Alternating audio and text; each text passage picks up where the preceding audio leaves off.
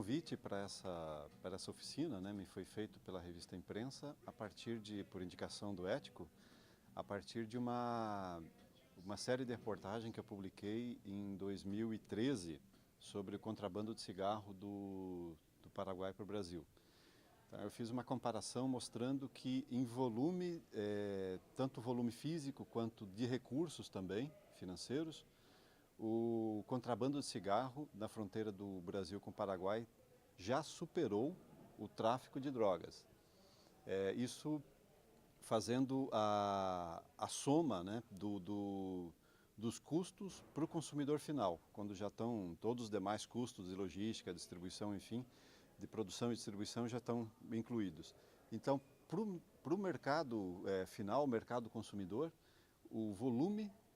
financeiro de contrabando de cigarro já superou o tráfico de cocaína e de maconha juntas na fronteira do Brasil com o Paraguai. Então isso é uma prova mais do que concreta, provada em estatísticas, em números, de que o contrabando de cigarro ganhou está redesenhando, na verdade, o crime organizado nas fronteiras do Brasil.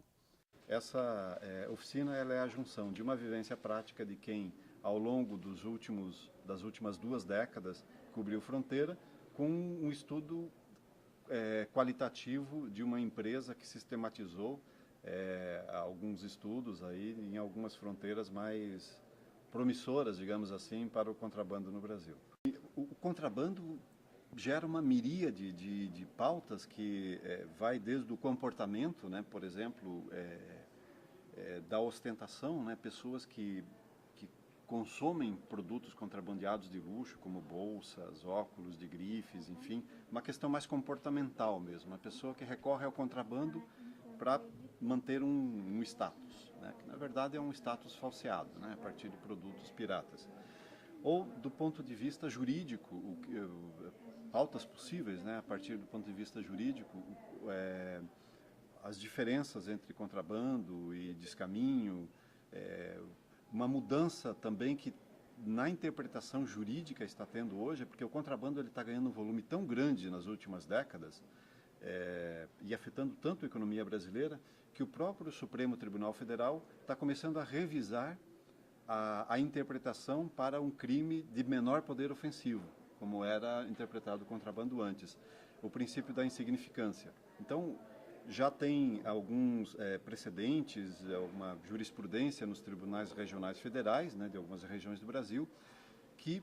estão dando uma outra interpretação ao contrabando que não aquela que vigorava até então, até há pouco tempo, do princípio da insignificância. Uma outra pauta que talvez seja mais fácil de quantificar, de você mostrar em números, é como o contrabando afeta a economia brasileira, né? Quantos empregos se perdem por isso, quanto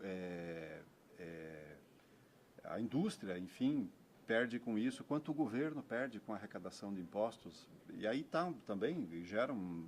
vários desdobramentos, outras pautas mais pontuais dentro dessa lógica das perdas econômicas para o Brasil.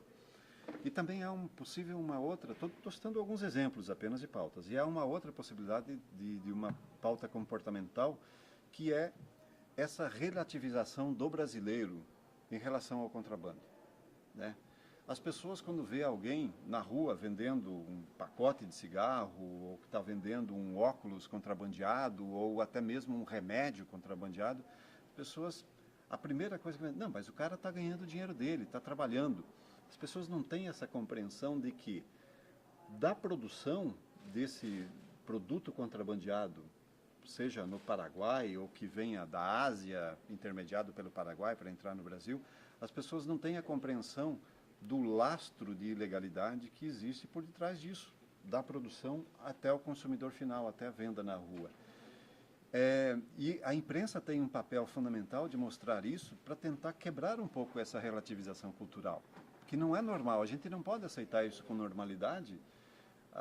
sob o pretexto de dizer, não, mas a pessoa está ganhando o pão dela, mas ela está cometendo uma irregularidade a partir do momento que,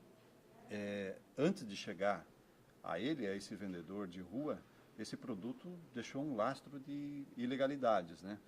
Que está lesando, ele está ganhando o pãozinho dele lá, mas quantas outras pessoas perderam o seu pão do dia a dia porque a indústria está sendo lesada e teve que fechar postos de trabalho. Então, é uma discussão que a gente precisa fazer. Que nós jornalistas que já estamos há muito tempo na profissão, às vezes a gente aguça o faro jornalístico para alguns temas, mas às vezes acaba negligenciando outros por, não sei, achar que é uma questão menor ou que talvez não renda tanto uma reportagem tão interessante, enfim.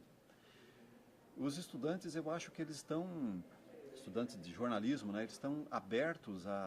ao que for possível de pautas, né, a tudo. Então, eu acho que eles estão muito mais receptivos a possíveis pautas do que os profissionais que já estão aí no mercado de trabalho há algum tempo.